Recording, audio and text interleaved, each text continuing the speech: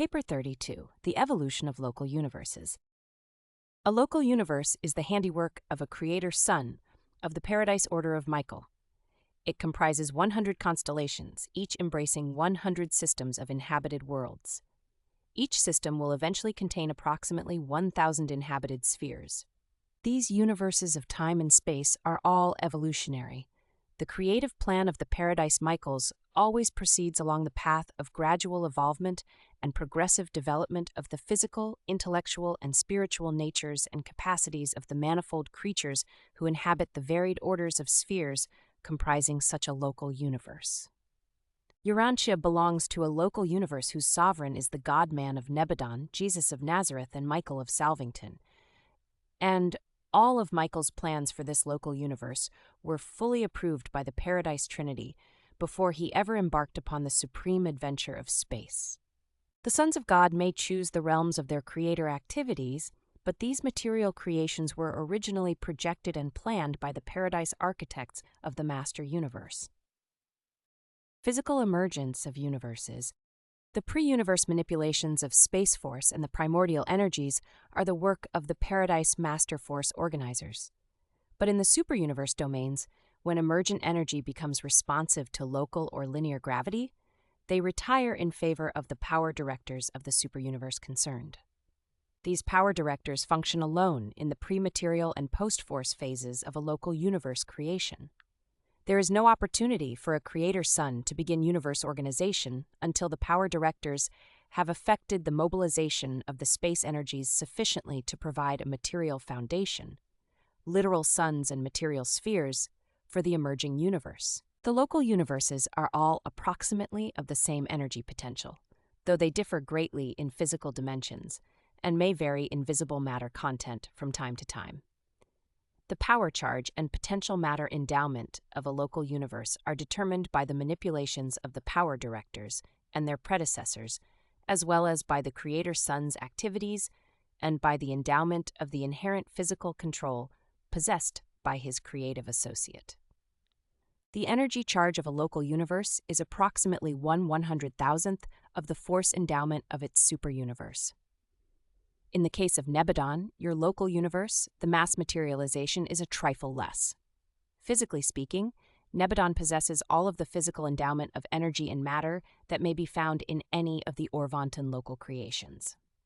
The only physical limitation upon the developmental expansion of the Nebadon universe consists in the quantitative charge of space energy held captive by the gravity control of the associated powers and personalities of the combined universe mechanism. When energy matter has attained a certain stage in mass materialization, a Paradise Creator Son appears upon the scene, accompanied by a creative daughter of the Infinite Spirit. Simultaneously with the arrival of the Creator Son, work is begun upon the architectural sphere, which is to become the headquarters world of the projected local universe.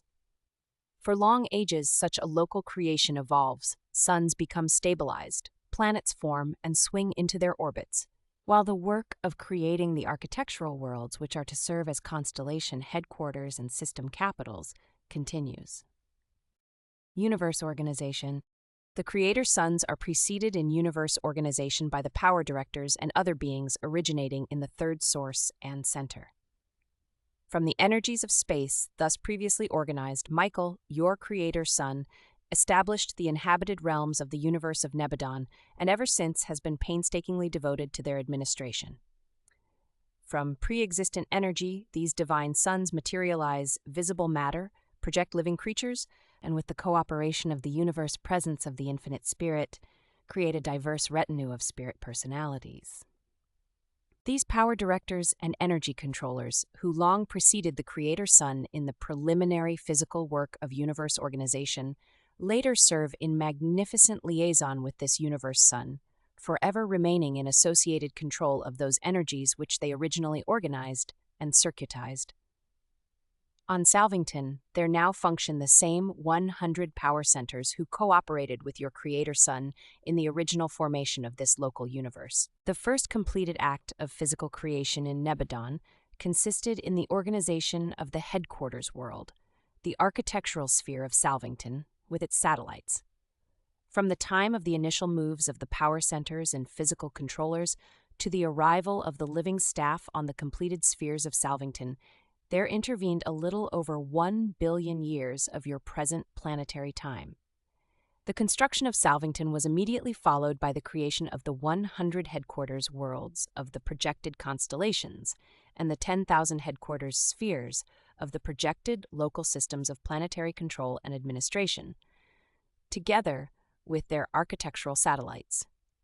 Such architectural worlds are designed to accommodate both physical and spiritual personalities, as well as the intervening morantia or transition stages of being. Salvington, the headquarters of Nebadon, is situated at the exact energy mass center of the local universe. But your local universe is not a single astronomic system, though a large system does exist at its physical center. Salvington is the personal headquarters of Michael of Nebadon, but he will not always be found there. While the smooth functioning of your local universe no longer requires the fixed presence of the Creator Sun at the capital sphere, this was not true of the earlier epochs of physical organization. A Creator Sun is unable to leave his headquarters world until such a time as gravity stabilization of the realm has been effected through the materialization of sufficient energy to enable the various circuits and systems to counterbalance one another by mutual material attraction. Presently, the physical plan of a universe is completed, and the Creator Sun, in association with the creative spirit, projects his plan of life creation. Whereupon does this representation of the infinite spirit begin her universe function as a distinct creative personality. When this first creative act is formulated and executed, there springs into being the bright and morning star, the personification of this initial creative concept of identity and ideal of divinity. This is the chief executive of the universe, the personal associate of the Creator Sun, one like him in all aspects of character, though markedly limited in the attributes of divinity. And now that the right-hand helper and chief executive of the Creator Sun has been provided, there ensues the bringing into existence of a vast and wonderful array of diverse creatures. The sons and daughters of the local universe are forthcoming, and soon thereafter the government of such a creation is provided, extending from the supreme councils of the universe to the fathers of the constellations and the sovereigns of the local systems, the aggregations of those worlds, which are designed subsequently to become the homes of the varied mortal races of will creatures, and each of these worlds will be presided over by a planetary prince. And then, when such a universe has been so completely organized and so repletely manned, does the Creator Sun enter into the Father's proposal to create mortal man in their divine image. The organization of planetary abodes is still progressing in Nebadon, for this universe is, indeed, a young cluster in the starry and planetary realms of Orvanton. At the last registry there were 3,840,101 inhabited planets in Nebadon, and Satania, the local system of your world, is fairly typical of other systems. Satania is not a uniform physical system, a single astronomic unit or organization. Its 619 inhabited worlds are located in over 500 different physical systems. Only 5 have more than 2 inhabited worlds, and of these, only 1 has 4 peopled planets, while there are 46 having 2 inhabited worlds. The Satania system of inhabited worlds is far removed from Uversa and that great sun cluster which functions as the physical or astronomic center of the 7th superuniverse. From Jerusalem, the headquarters of Satania, it is over 200,000 light-years to the physical center of the superuniverse of Orvanton, far, far away in the dense diameter of the Milky Way. Satania is on the periphery of the local universe, and Nebadon is now well out towards the edge of Orvanton. From the outermost system of inhabited worlds to the center of the superuniverse is a trifle less than 250,000 light-years. The universe of Nebadon now swings far to the south and east in the superuniverse circuit of Orvanton. The nearest neighboring universes are Avalon, Hensalon, Sansalon, Portalon, Wolvering, Fanoving, and Alvaring. But the evolution of a local universe is a long narrative. Papers dealing with the superuniverse introduce this subject. Those of this section, treating of the local creations, continue it, while those to follow, touching upon the history and destiny of Urantia, complete the story, but you can adequately comprehend the destiny of the mortals of such a local creation only by a perusal of the narratives of the life and teachings of your Creator Son as he once lived the life of man in the likeness of mortal flesh on your own evolutionary world. The evolutionary idea, the only creation that is perfectly settled, is Havona, the central universe, which was made directly by the thought of the Universal Father and the Word of the Eternal Son. Havona is an existential, perfect, and replete universe, surrounding the home of the eternal deities, the center of all things. The creations of the 7 super-universes are finite, evolutionary, and consistently progressive. The physical systems of time and space are all evolutionary in origin. They are not even physically stabilized until they are swung into the settled circuits of their super-universes. Neither is a local universe settled in light and life until its physical possibilities of expansion and development have been exhausted, and until the spiritual status of all its inhabited worlds has been forever settled and stabilized. Except in the central universe, perfection is a progressive attainment. In the central creation, we have a pattern of perfection, but all other realms must attain that perfection by the methods established for the advancement of those particular worlds or universes.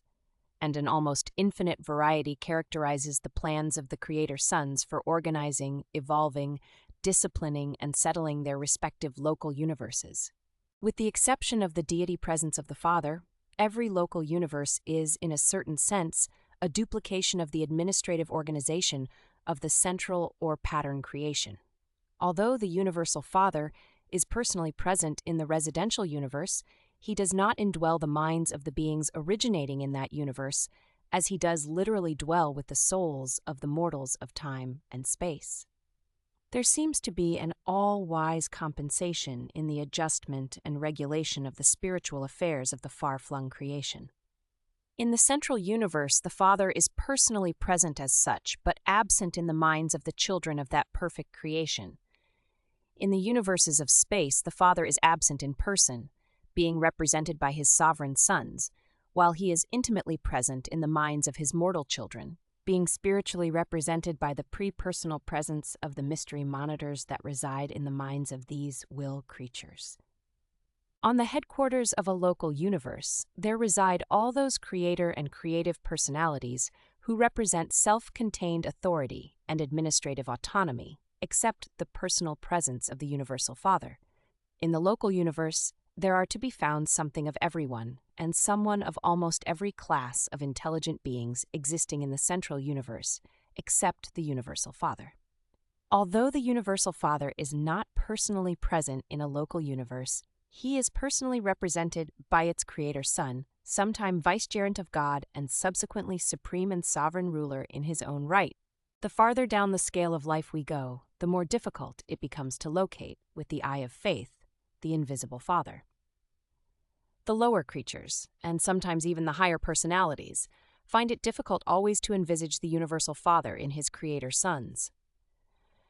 And so, pending the time of their spiritual exaltation, when perfection of development will enable them to see God in person, they grow weary in progression, entertain spiritual doubts, stumble into confusion, and thus isolate themselves from the progressive spiritual aims of their time and universe. In this way, they lose the ability to see the Father when beholding the Creator Son. The surest safeguard for the creature throughout the long struggle to attain the Father, during this time when inherent conditions make such attainment impossible, is tenaciously to hold on to the truth fact of the Father's presence in his sons.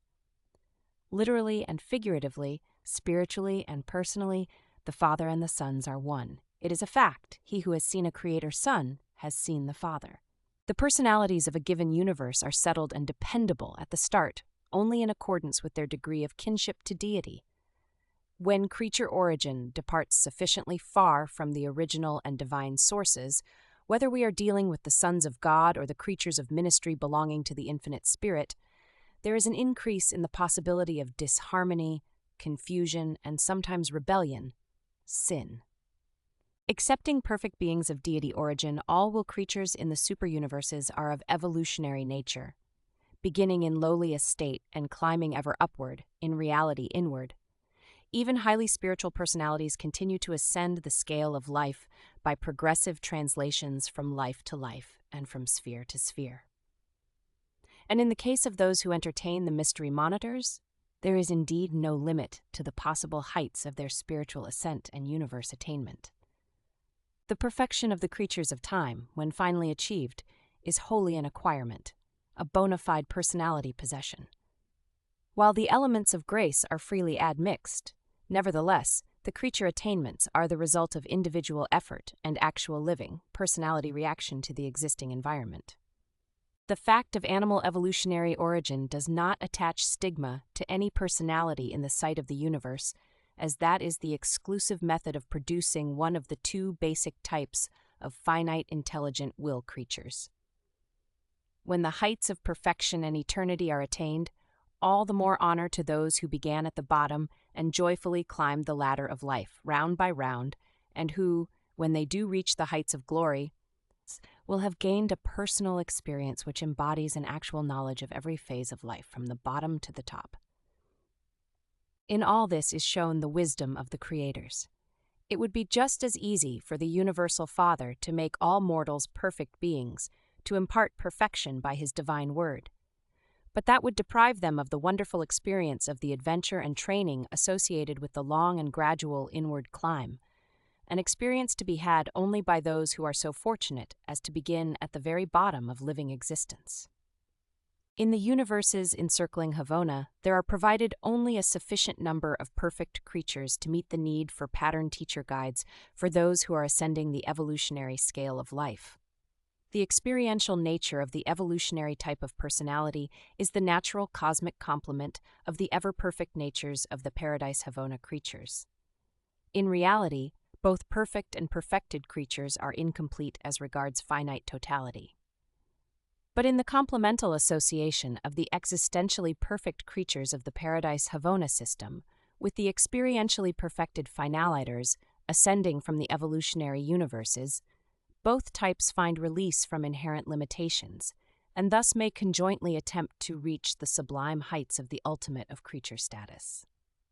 These creature transactions are the universe repercussions of actions and reactions within the sevenfold deity, wherein the eternal divinity of the Paradise Trinity is conjoined with the evolving divinity of the supreme creators of the time-space universes in, by, and through the power-actualizing deity of the Supreme Being. The divinely perfect creature and the evolutionary perfected creature are equal in degree of divinity potential, but they differ in kind. Each must depend on the other to attain supremacy of service.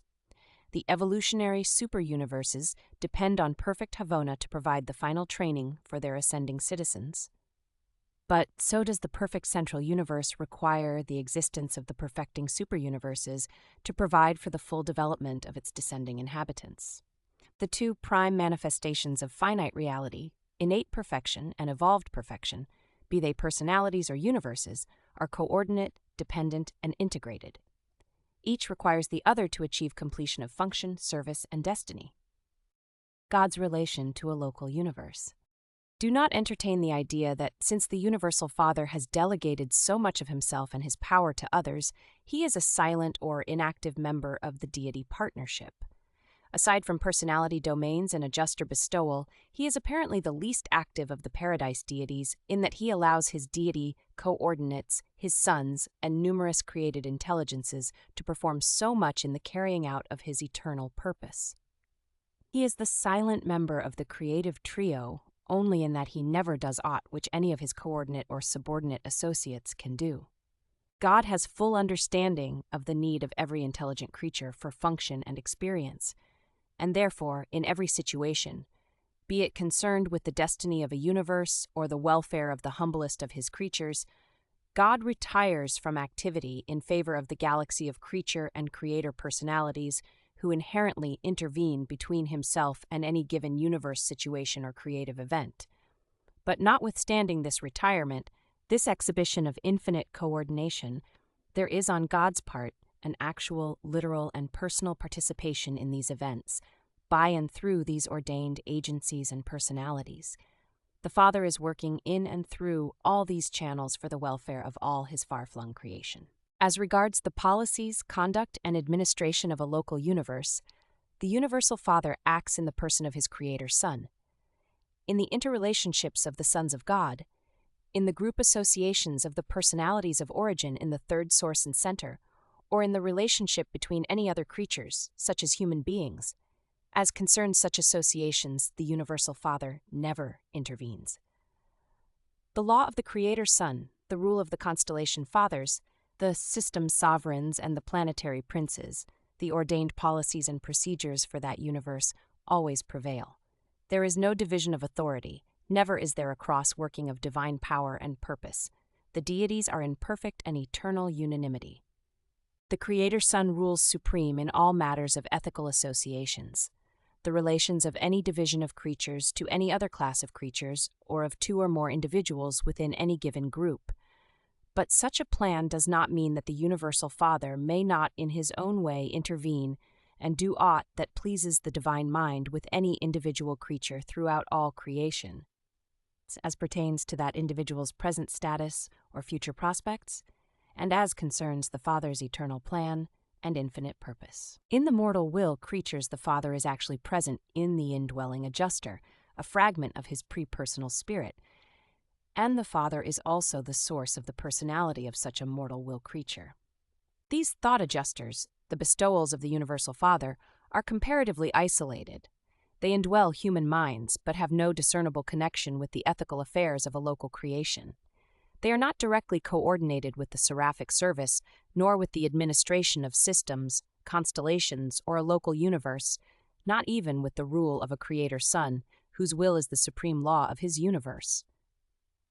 The indwelling adjusters are one of God's separate but unified modes of contact with the creatures of his all but infinite creation.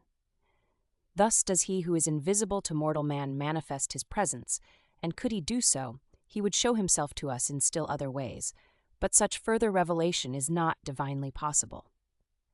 We can see and understand the mechanism whereby the sons enjoy intimate and complete knowledge regarding the universes of their jurisdiction, but we cannot fully comprehend the methods whereby God is so fully and personally conversant with the details of the universe of universes, although we at least can recognize the avenue whereby the Universal Father can receive information regarding and manifest his presence to the beings of his immense creation.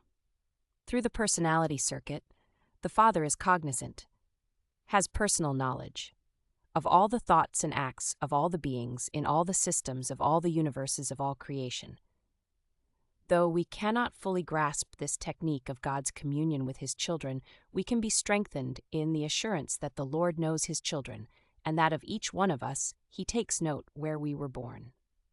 In your universe and in your heart, the Universal Father is present, spiritually speaking, by one of the seven master spirits of central abode, and specifically by the divine adjuster who lives and works and waits in the depths of the mortal mind. God is not a self-centered personality.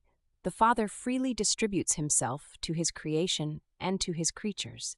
He lives and acts not only in the deities, but also in his sons, whom he entrusts with the doing of everything that it is divinely possible for them to do.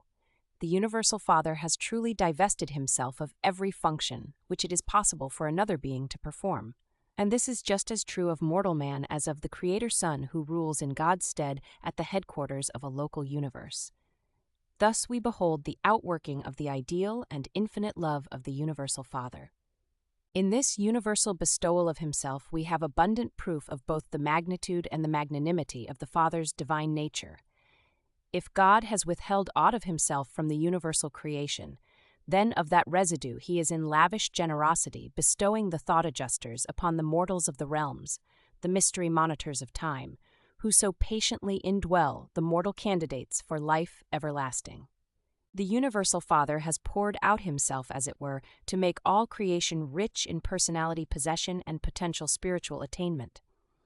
God has given us himself that we may be like him, and he has reserved for himself of power and glory only that which is necessary for the maintenance of those things, for the love of which he has thus divested himself of all things else.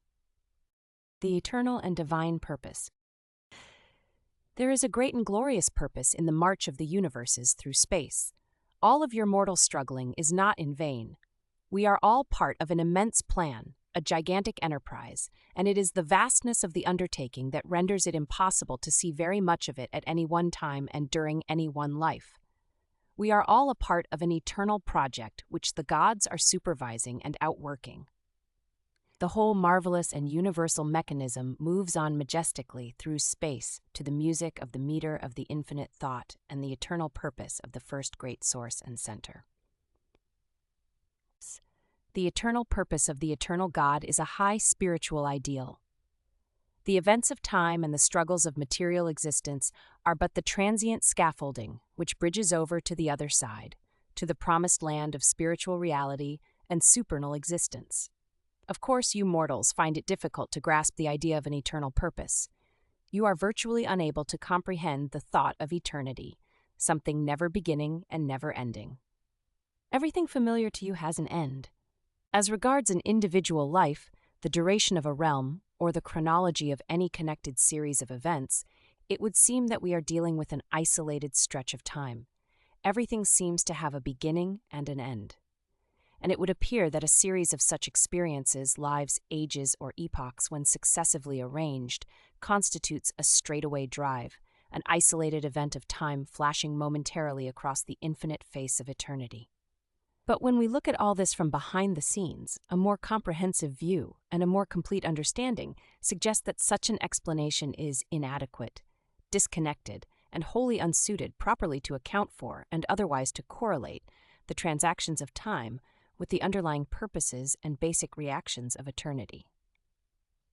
To me, it seems more fitting, for purposes of explanation to the mortal mind, to conceive of eternity as a cycle and the eternal purpose as an endless circle, a cycle of eternity in some way synchronized with the transient material cycles of time.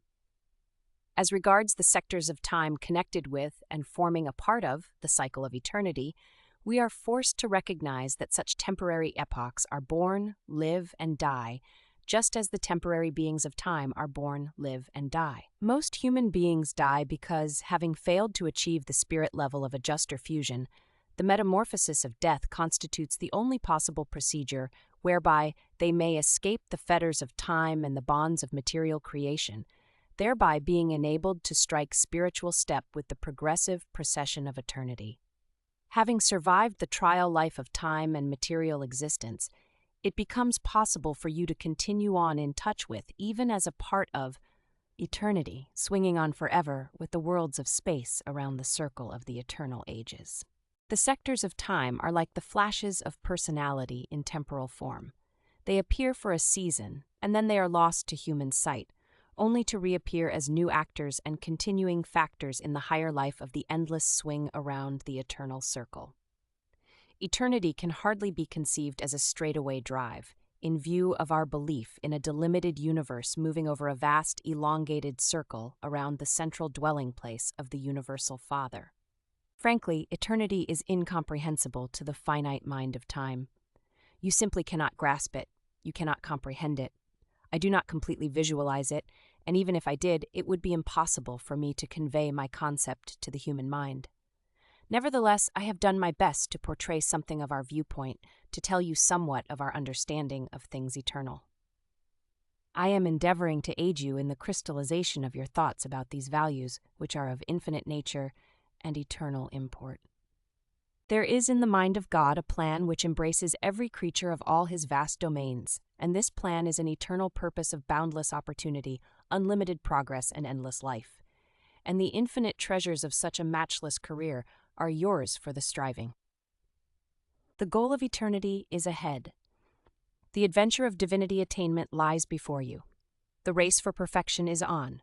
Whosoever may enter, and certain victory will crown the efforts of every human being who will run the race of faith and trust, depending every step of the way on the leading of the indwelling adjuster and on the guidance of that good spirit of the universe Son, which so freely has been poured out upon all flesh.